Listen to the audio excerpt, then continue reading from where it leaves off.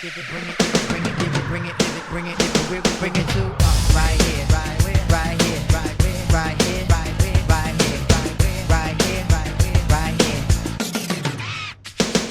Just breathe and stop for real, and give it what you got. Just breathe and stop for real, and give it what you got. Give it what you got. Give it what you got. If you're on the block, give it what you got. Give it what you got. Give it what you got. If you're on the block, give it what you got.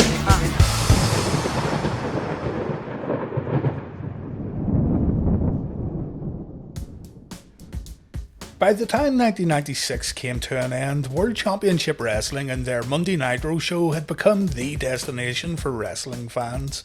1996 was a great year for WCW in terms of viewership, but 1997 was just complete domination as WCW Monday Nitro absolutely destroyed the WWF's Raw program in the television ratings week after week. It's not that less people were watching the WWF, but rather more and more people were tuning into WCW for the very first time, and these same people were actually sticking around week after week. After gaining their biggest Monday night rating against a WWF show in August of '97, Eric Bischoff was on top of the world, and he had earned himself a well-deserved family vacation in Wyoming, his first break in a few years. While on the journey, Bischoff got a call from Harvey Schiller, president of Turner Sports, and Harvey congratulated Bischoff on the success of Monday Nitro and the recent Road Wild pay-per-view. And then, out of nowhere, Harvey said he had just spoken to Ted Turner, and Turner wanted another live primetime WCW show on TBS. Bischoff thought that this was a joke. What you have to remember here is that nobody during this time period was producing as much live wrestling on a weekly basis as Eric Bischoff, and that was just with Monday Nitro alone. The World Wrestling Federation would air one live Raw every 4 weeks while filling up the other shows with taped matches. You also had your live pay-per-views, of course, but the World Wrestling Federation were simply not going through the same struggles as World Championship Wrestling when it came to television production. Live TV may feel more unpredictable and exciting, but it also requires a lot more work. So Bischoff and WCW were already stretched really thin when it came to live television, and the idea of another 2 hours of live TV every week seemed absolutely ludicrous to Bischoff. He legitimately thought that Harvey Schiller was joking. Harvey wasn't laughing here. The night was already selected. It would be 2 hours of primetime TV every Thursday night. Former TBS president Bill Burke revealed that this new Thursday show, which initially got named WCW Thursday Thunder and eventually just WCW Thunder, this was an idea created by Ted Turner and Ted Turner alone. There were no executives trying to push more wrestling onto TBS, and there were no advisors letting Ted know that this was a good idea or a bad idea. Ted Turner wanted more wrestling on Thursday nights because TBS didn't have Atlanta Braves coverage on Thursday nights. In Guy Evans' exceptional Nitro book though, we also learned that this new Thursday wrestling show was actually a strategic move by Ted Turner to capitalise on weekend advertising. David Albritton, a former media manager at Turner Broadcasting, said, "Many advertisers wanted event programming near the weekend for promotion advertising. I used to work for a local Atlanta ad agency called Ad Action Group, who dealt exclusively with car dealers. These advertisers spent almost all their ad money on Thursday in order to promote weekend traffic. Because WCW Thunder was exciting and very male targeted, it appealed to these car dealers and it made for a good place to spend promotion advertising dollars." Greg Scordato, a former Turner executive, also spoke about Thunder being created for weekend advertisers when he said, "I remember Thunder being created on Thursday nights particularly to take advantage of movie advertiser money."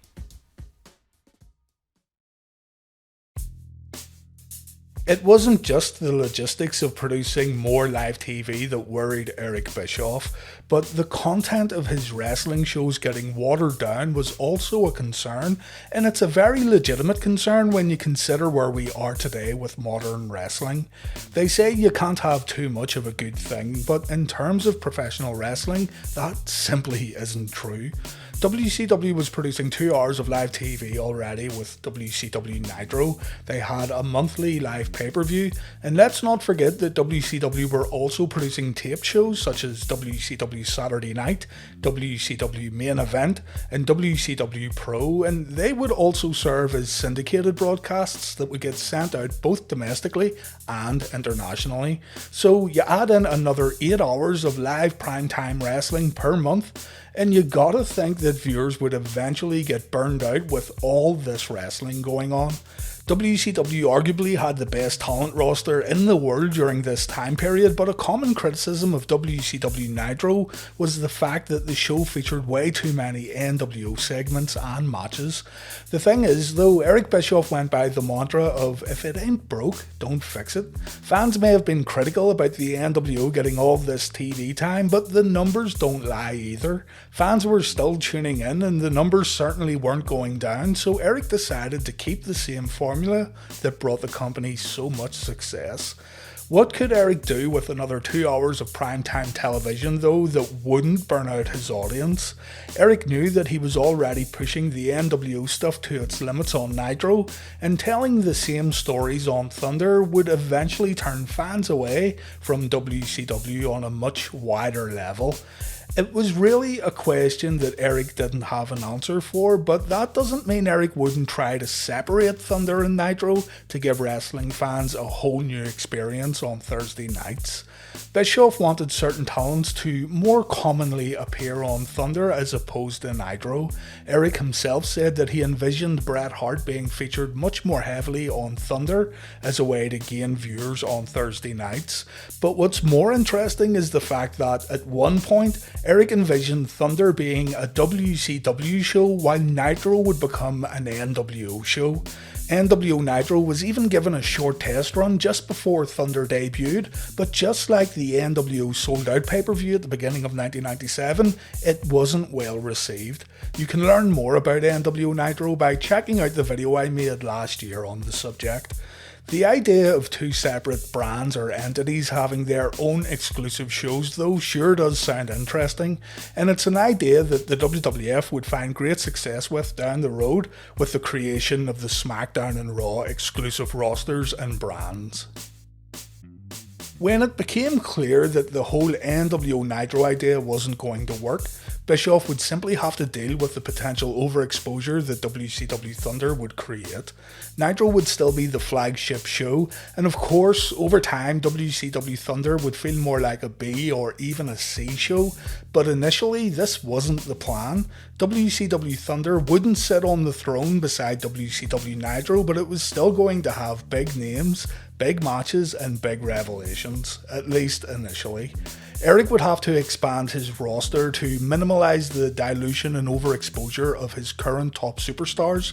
He would need to ramp up his production team from the bottom right to the top, so you'd like to think that Turner Broadcasting would be handing over a big stack of cash to WCW in order to make this Thunder show a huge success right from the get-go. Only, no, that wouldn't happen. Not a single division within Turner Broadcasting would be footing the bill for this new live primetime TV show that went on every single week for 2 hours. Incredibly, the funding for WCW Thunder would end up getting paid by World Championship Wrestling itself. All of this, the money getting spent, the overexposure, the genuine lack of enthusiasm for the show, Eric Bischoff says all of this was the true beginning of the end for World Championship Wrestling. The creation of Thunder was what destroyed WCW.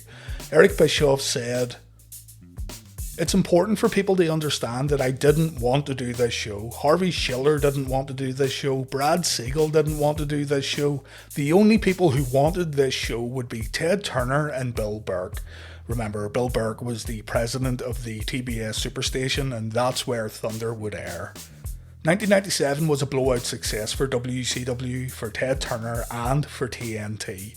Things were going so well for us, but at the same time, you had the AOL Time Warner merger on the horizon, and there was a huge internal commitment to improve everybody's bottom line.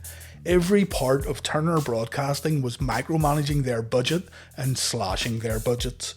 Everybody is trying to reduce their expenses, and Ted Turner comes along and says, I want you to do a 2-hour show on TBS. Nobody wanted to pay for it. Turner Broadcasting didn't allocate additional revenue to us to help offset the costs of producing this show. It wasn't just the cost of producing the show, but that was significant, around $350,000 to $450,000 per episode. Ultimately, WCW had to pay for the show to be put onto Turner Broadcasting, and that was what really gutted us. More than the bad booking, more than the finger poke of doom, more than the guaranteed contracts, more than all the nonsense that people who weren't part of the decision-making process have talked about, we knew we were in trouble. Brad Siegel, the president of TNT, was very vocal about it. Brad knew that if we put on a 2-hour show on Thursday, it was going to dilute the Nitro show. We were going to hurt the Monday night audience by having another primetime show later in the week, and that's exactly what happened.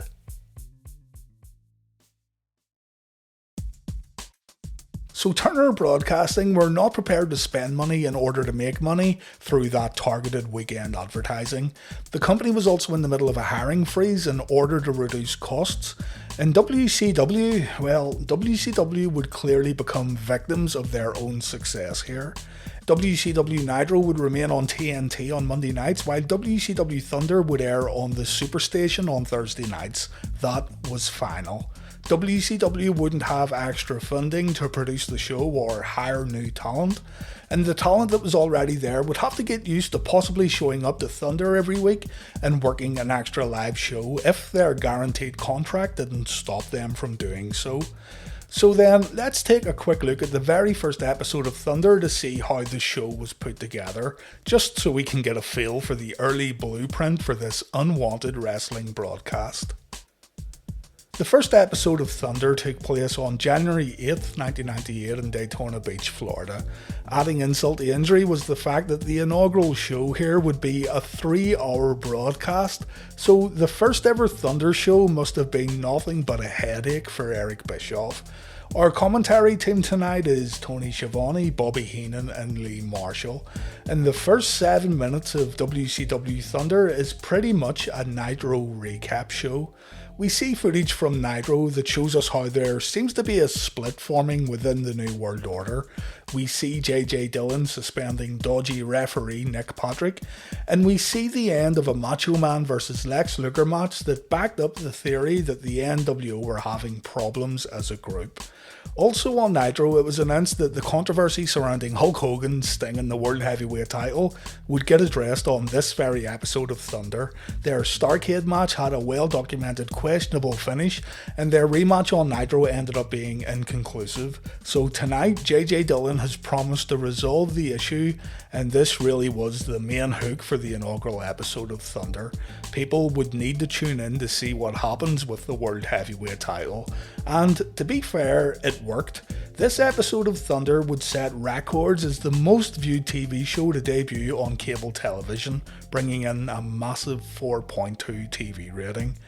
After going through the recaps, we get our first match. It's Randy Savage versus wrestling veteran gentleman Chris Adams. Adams had been featured on WCW Main Event and WCW Pro, but this was the first live match he had in WCW during the Bischoff era.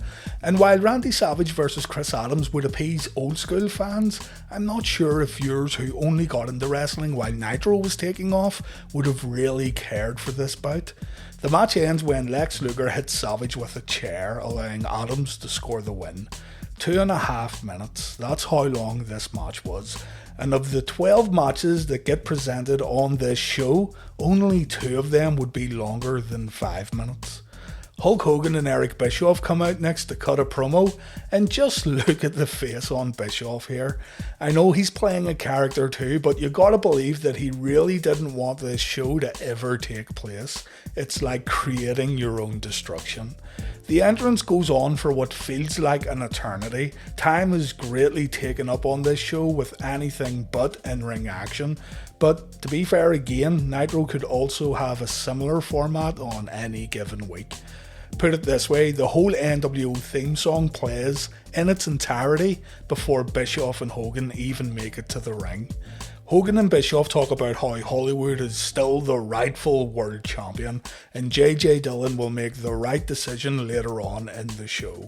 JJ Dillon comes out after a commercial break, and Dillon says that Lex Luger needs to take responsibility for hitting Savage with the chair earlier on.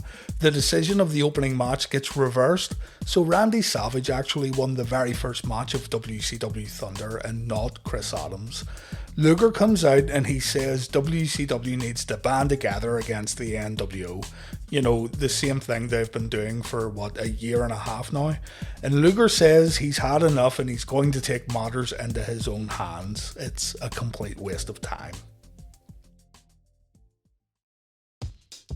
Our next match features Louis Spicolli taking on Rick Martel. Spicolli had competed in the 1997 World War III match, and he also appeared on WCW Saturday Night, but just like Chris Adams, this was his first live weekly TV appearance for WCW. Rick Martel had his first WCW match of this run just a few days earlier on Monday Nitro. 3 minutes of action this time, not a lot to say. Rick Martel gets the win with the Quebec Crab. We see Raven's flock making their way through the arena during this contest though, but they would do absolutely nothing throughout this episode of Thunder. We then get to see a full replay of the Scott Hall and Giant segment from Starrcade. It's pretty much all played in its entirety here, just without the entrances. I don't want to say WCW were struggling to make up a 3-hour broadcast here, but why not give the competitors a little more ring time instead of constantly showing replays? Tenzan of NWO Japan takes on O'Hara next of New Japan Pro Wrestling. Mike Tenay is on hand to fill us in on the happenings of the New Japan vs NWO storyline, and I really don't know why some people don't like Tenay. The guy definitely knew his stuff and he educated viewers at home. Tenzan gets the win with a diving headbutt. It was interesting for those who wanted to learn a little more about the recent events surrounding NWO Japan. You want to see more replays from Nitro though, don't you? Well, here you go. Ric Flair has a problem with Bret Hart calling himself the best there is, the best there was, and the best there ever will be. And this would all lead to a match between the two men at Sold Out 98. We've got the Nature Boy taking on Chris Jericho next, and this one wasn't bad. It's a pretty typical Ric Flair match, so you know what to expect. You'll either love it or you'll be indifferent to it. Ric Flair wins with a figure 4. There's nothing to complain about here really. A decent TV match in my opinion. Meng vs Giant is next and it's 2 minutes long. I know it's a common complaint here, but at this point, you now don't expect anything of substance during WCW Thunder, and it feels like every match is a throwaway encounter with no consequence. I'd love to see Meng and Giant beat the crap out of each other for even 5 minutes, but we get practically nothing here. The Giant hits a chokeslam to score the win. Thunder is definitely a late 90s WCW TV show through and through though, and it makes you wonder why they didn't go for a pay-per-view format for this show, 8 matches or so in a 3-hour event with minimal recaps and replays. Steve McMichael then comes out to get his ass kicked by Bill Goldberg. Mongo starts off strong by bringing the fight straight to his opponent, but that doesn't last long of course. Goldberg doesn't get paid by the hour, so we see a spear, we see the jackhammer, and it's on to the next match. We get to see a WCW Tag Team title defense when the Steiners take on Buff Bagwell and Conan. These guys are spared a little more time, and the match turns out pretty decent because of it. The Steiners always deliver during this era, and this match is no exception. But when Scott gets the win while seemingly leaving Rick out, fans noticed that the Steiner brothers were maybe going to soon go their separate ways. This tag team bout though has been the best match so far. The entire Eric Bischoff vs Larry Zbyszko match, including the entrances, all of them, that is then shown on Thunder, And I mean, it's the entire thing. No editing done here at all. Besides the fact that it's another replay, it's not even a good match. Of all the matches they could have shown, they showed the weakest match of the whole pay-per-view. I know they were pushing the storyline more than the in-ring action here, but I don't think anyone would watch this match again out of choice if given the option. Mike Tenay then interviews Larry Zbyszko. Larry is going to face Scott Hall at Sold Out, and Larry talks about how he changed wrestling when Scott Hall was picking his nose in school. And at Sold Out, Larry Zbyszko will change the new world order for life. Ray Traylor then takes on Scott Hall next inside the ring, and Traylor gets the win when Hall gets distracted by Zbyszko. Again, nothing much to say about this one. The WCW Cruiserweight title is on the line next as Ultimo Dragon defends against Juventud Guerrera. The crowd reaction to this one is pretty weird. While there's some great in-ring action going on as expected from the WCW Cruiserweights, the audience decide to completely trash the matchup and they chant boring. Different strokes for different folks, I guess, but it's quite striking how the whole crowd are chanting boring, as if nobody at all could get entertained by these cruiserweights doing what they do best. Goes to show that not everyone was a fan of this kind of wrestling, or maybe it was being overexposed, the exact thing Eric Bischoff was afraid of. Guerrera gets the win, becoming the Cruiserweight Champion for the very first time, although he would also drop the title on the following episode of WCW Thunder. The Hitman Bret Hart then comes out for an interview with Mike Tenay, cowboy boots and all, and Mike makes it official. Flair vs Hart will take place at Sold Out. Bret says he knows Flair takes exception to Hart calling himself the best there is, the best there was, and the best there ever will be, but Bret also respects Ric Flair. Bret says he's a former 5-time WWF champion, and this gets a lot of boos. And now that he's in WCW, he has no other choice but to prove himself all over again. Slick Rick comes out and Flair wants Bret to say his little catchphrase again. Flair wants Bret to say that he's the best while thinking about all the guys who came before him, all the champions that Bret's faced, and with Ric Flair himself standing in front of him.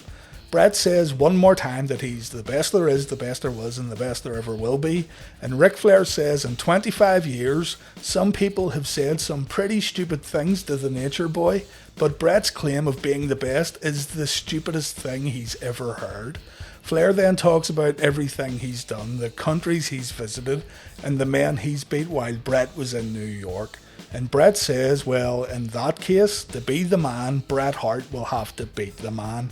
Honestly, Bret got owned here by the Nature Boy, but so far this has been the best promo of the entire show.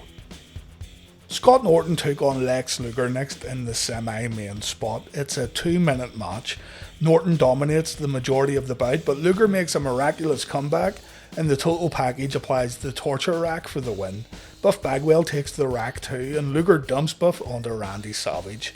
Strap yourself in for even more replays as we see the final 5 minutes or so of the Starrcade 1997 main event, along with the celebration that followed. And then we get another replay from the Hogan vs Sting rematch that took place on Nitro.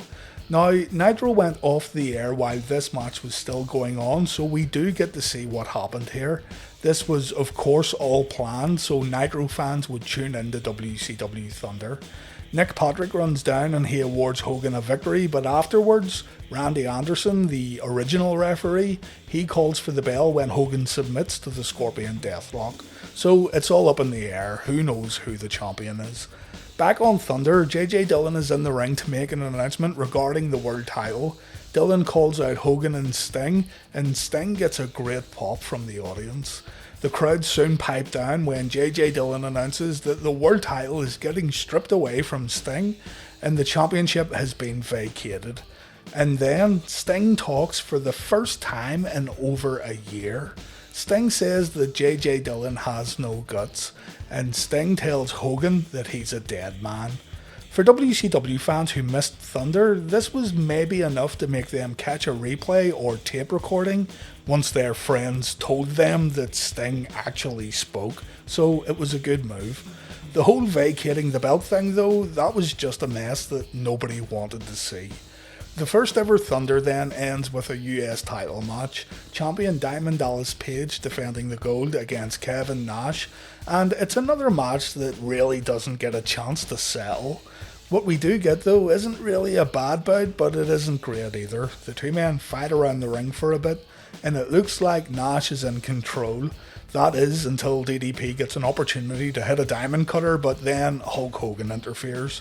The match ends in a disqualification, and the show goes off the air after the Giant makes his way to the ring to attack Big Sexy.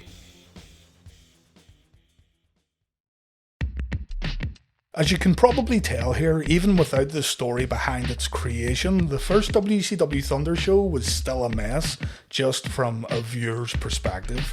It's completely riddled with short matches without consequence, except maybe for the Cruiserweight title match, and the amount of recaps from Starrcade and Nitro become a little comical as the show goes on. You only get one chance to make a good first impression, and the impression that many fans got here was that Thunder just wasn't on the same level as Nitro. Thunder was supplementary while the real action happened on Monday nights, as proven by the continuous Nitro replays. But throughout 1998, Thunder would continue to rank high in the TV ratings, even holding its own when going up against NFL games. The numbers were actually good, even if the show itself wasn't anything to write home about. But soon there was an incredible strain put on WCW due to how much live TV they were producing. Wrestlers would soon complain about travel, and it was eventually agreed that WCW would tape another episode of Thunder after airing a live episode, meaning Thunder was eventually live just twice a month, roughly. The show ended up moving to Wednesday nights due to the popularity of WWF SmackDown in early 2000, and eventually episodes of Thunder would get taped after live broadcasts of Monday Nitro.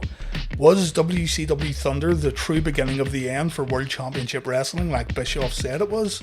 Well, we have to take his word for it because Eric was in the middle of all of this when it went down. We can only really talk about what we saw on TV, and for me anyway, Thunder always looked and felt like a throwaway show that didn't really feature any memorable matches. Anyway, I hope you enjoyed this video, thank you for watching, and take care.